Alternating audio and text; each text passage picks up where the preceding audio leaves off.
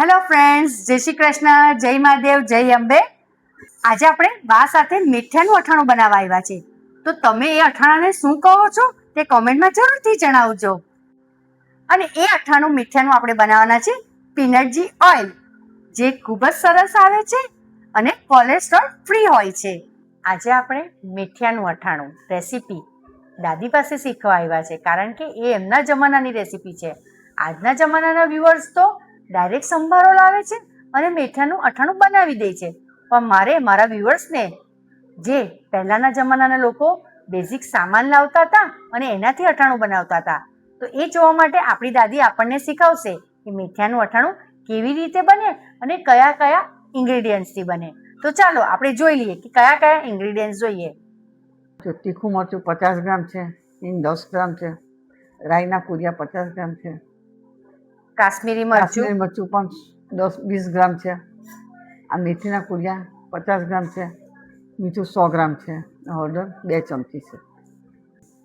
આપણે જે આ માપ લીધું છે તે કેટલી કેરી છે બા? આ 1 કિલો રાજાપુરી કેરી છે.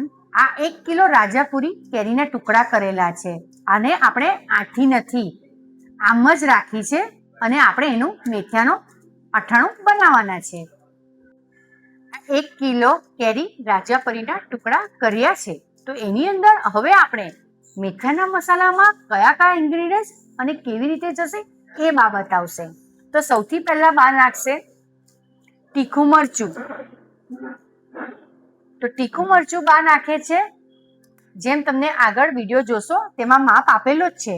અને આ વિડીયો આખો તમારે જોવો પડશે તો તમને મેથીના અઠાણાની પૂરી રેસીપી જોવા મળશે. અને એ જોવા મળશે the kitty diaries by Nikita, જે તમારે સબસ્ક્રાઇબ, લાઈક કરવું પડશે અને બેલ આઇકોન દબાવવાનું ભૂલતા નહીં.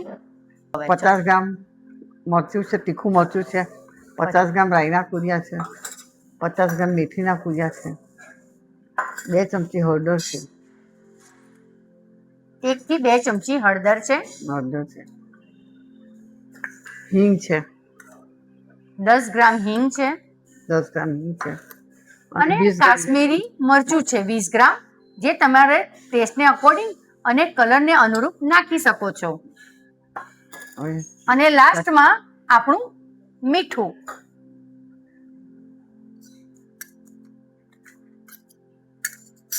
હવે એને આપણે સરસ રીતે મિક્સ કરી લેશું.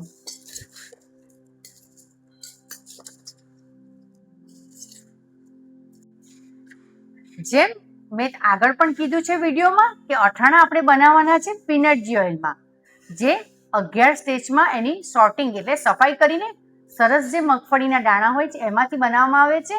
અને તમને ખ્યાલ જ છે કે અઠાણા ઘણા બધા મગફળીના તેલમાં જ બનાવતા હોય છે. અને જ્યારે આપણે મગફળીના તેલથી અઠાણા બનાવતા હોય છે તો એનો ટેસ્ટ ખૂબ જ સરસ આવે છે.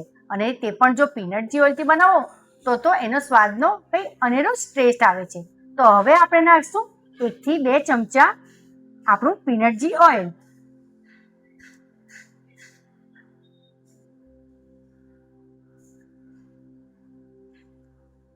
હવે એને સરસ રીતે આપણે મિક્સ કરી લેશું.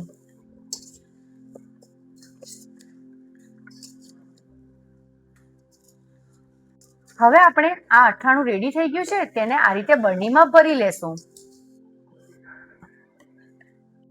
આ અઠાણું આપણે 3 દિવસ પહેલા બનાવી દીધું છે અને હવે ત્રીજા દિવસે આ ચીરિયા ડૂબે એટલું તેલ આપણે આની અંદર એડ કરવાનું છે.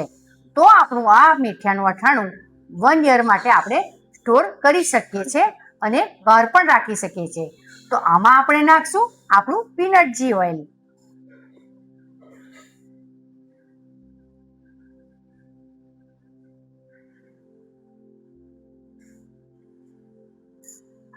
આપણું મીઠાનું અઠાણું રેડી થઈ ગયું છે અને એ બી આપણી દાદીની રેસીપી. તો આપણે એમની દીકરી ગાયત્રીબેન જરીવાળાથી જ જાણીએ કે મીઠાનું અઠાણું એમને કેટલું ગમે છે અને મમ્મીનું કેવું લાગે છે. તો કેવું લાગે છે તમને અઠાણું? મને આ મમ્મીના હાથનું અઠાણું ખૂબ જ ગમે છે. અને આમ જનરલી જોવા જઈએ તો આ મેથીનું અઠાણું આપણા બધા જ ઘરોમાં બને છે, પરંતુ આપણે જનરલી તૈયાર પેકેટ્સ લાવીને બનાવીએ છીએ. પરંતુ આમાં પોતાના હાથથી એક સારી ક્વોલિટીનું લાલ મરચું, સારી ક્વોલિટીની હિંગ, અને એનું જ્યારે મિક્સ કરીને બને છે ત્યારે ટ્રસ્ટ મી તમે બધા રેસીપીથી બનાવી જોજો. એનો એક અલગ જ ટેસ્ટ તમને જોવા મળશે. અને એટલે જ મને આ ઘરનું બનાવેલું અને ઘરના મસાલાથી બનાવેલું અથાણું ખૂબ જ ગમે છે. જ્યારે આપણે રેડી સંભારો લાવીએ છીએ તો એનું અઠાણું અને જ્યારે આપણે પોતે બેઝિક મસાલા લાવીને જાતે બનાવતા હોય અઠાણું, એનો ટેસ્ટ તમે જાતે અનુભવ કરજો અને ચાખજો કે બેમાંથી કયું બેસ્ટ હોય છે. પણ ન આવડવાના કારણે આપણે રેડી મસાલો લાવતા હોય છે. પણ જો તમે આ વિડીયો મારી યુટ્યુબ ચેનલ પર જોઈ લેશો તો રેડી મસાલો ભૂલી જશો અને જાતે અથાણાનો મસાલો બનાવશો, કારણ કે એ આપણી દાદીની રેસીપી છે. તો વિડીયો એન્ડ સુધી જોવા માટે મારી YouTube channel the kitty diaries by Nikita subscribe, like, bell icon દબાવવાનું ભૂલતા નહીં.